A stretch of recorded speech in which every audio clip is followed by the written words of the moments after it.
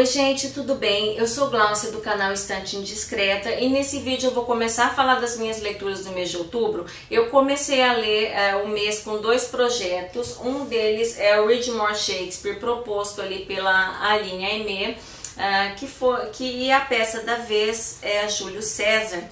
Ela está compreendida aqui, é bem rapidinha de ler. Uma peça que estima-se que tenha sido escrita em 1599 e não sei, aqui está classificada como fazendo parte das tragédias e não sei por que não como um drama histórico, né? Porque ela vai retratar um episódio ali bem conhecido da história romana, que é o assassinato de Júlio César por Brutus na escadaria do Capitólio. Então tem aquela famosa ali frase, até tu, Brutus.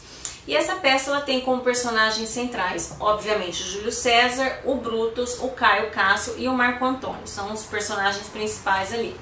E tem como tema uma sensação de culpa, né? Um drama de consciência.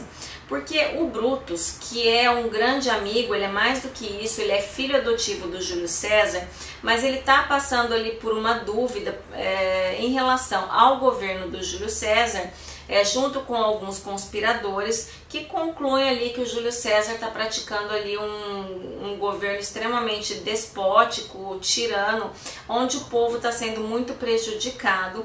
E claro, sempre fica claro pra gente que entre alguns desses conspiradores o interesse do povo é o que menos importa, né? Tem sempre alguma coisa ali por trás disso tudo.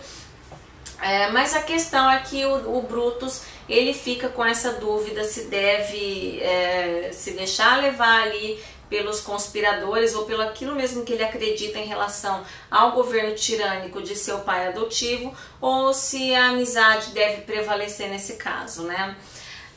Bom, a peça ela é legal, ela é muito boa, mas para mim o ponto forte da peça, a parte que eu mais gostei, que valeu a pena por isso, é o discurso proferido por Marco Antônio em homenagem, né, porque ele gostava do Júlio César, ou tinha alguns interesses também, mas o fato é que ele pede a Brutus que profira um discurso ali em homenagem ao cortejo fúnebre, ao imperador Júlio César. E primeiro nesse discurso fala ao Brutus e depois o Marco Antônio toma a palavra, e essa parte é realmente muito interessante porque vai mostrar pra gente o poder da palavra, né? A força da oratória e como o povo se deixa levar, se deixa manipular por cada uma dessas pessoas de acordo ali por força realmente da palavra, tá? Como todas as peças que eu tenho lido de Shakespeare, a sensação que eu tenho com a leitura, ela é basicamente sempre a mesma.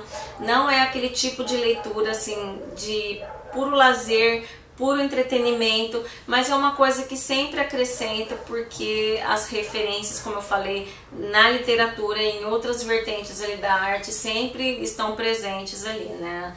Sempre as peças de Shakespeare elas se fazem presentes.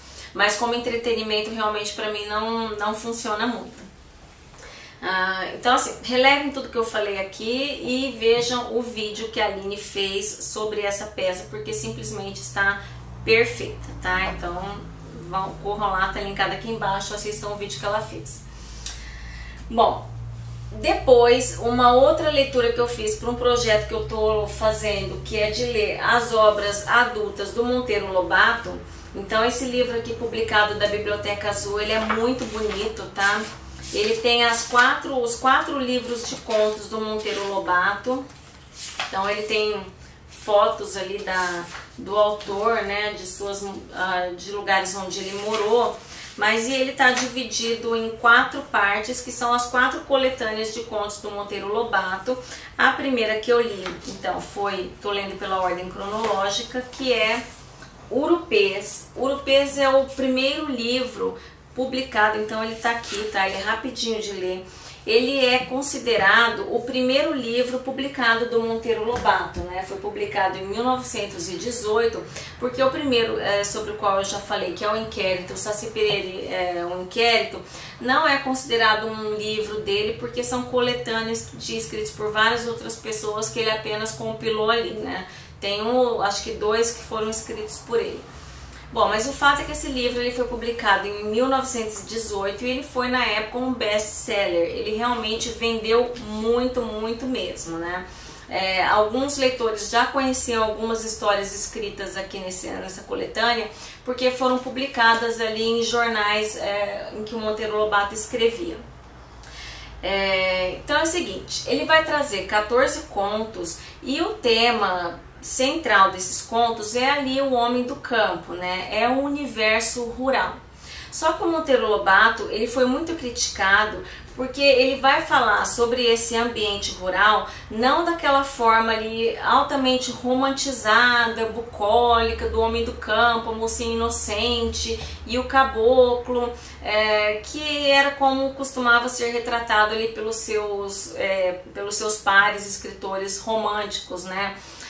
Como José de Alencar, o Joaquim Manuel de Macedo, o Bernardo Guimarães. Então ele vai colocar ali, ele vai retratar as mazelas mesmo do campo, né? O porquê do atraso, a indolência do homem do campo. Então isso acabou que não foi muito bem aceito na época. O Monteiro Lobato ele foi muito criticado por causa disso, né? E mesmo quando ele traz ali como o personagem urbano, né, o homem, o universo urbano, ele também traz esses homens, esse universo, com bastante crítica, que era uma coisa que ele costumava assim, pegar muito também, que era a questão do homem da cidade idealizar o cosmopolitismo europeu como sendo ali um ideal de vida perfeita, né? Como se aquilo combinasse com o nosso modo de vida. Então ele sempre traz esse contraponto com bastante crítica, tá?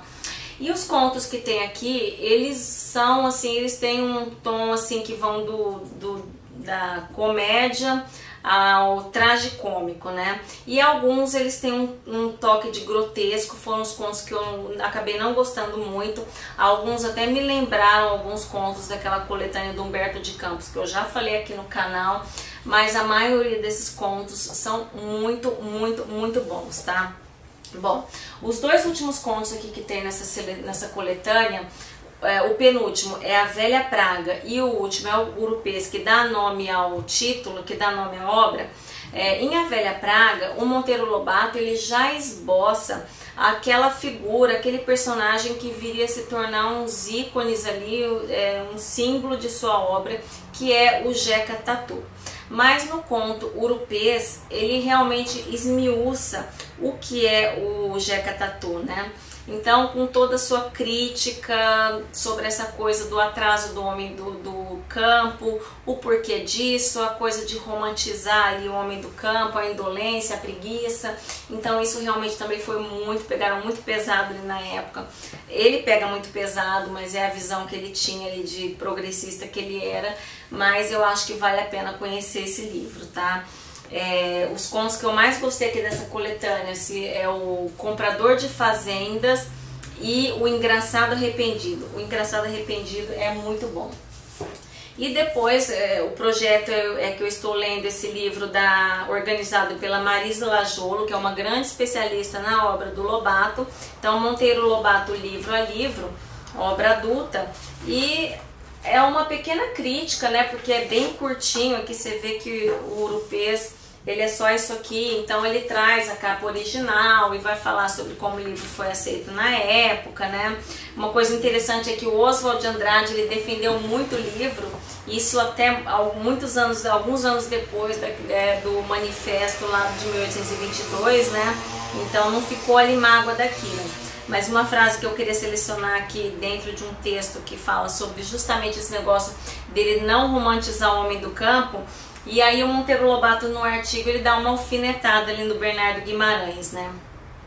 Bom, Bernardo falsifica o nosso mato, onde toda a gente vê carrapatos, pernilongos, espinhos. Bernardo aponta doçuras, insetos maravilhosos, flores olentes. Então, ele realmente despertou muita raiva ali dos seus pares românticos. Bom, pares do romantismo, tá, gente? Bom, então é isso, espero que tenham gostado, deixem aí nos comentários o que conhecem aí desses autores e eu volto para começar a falar para continuar falando das minhas leituras de outubro. Até!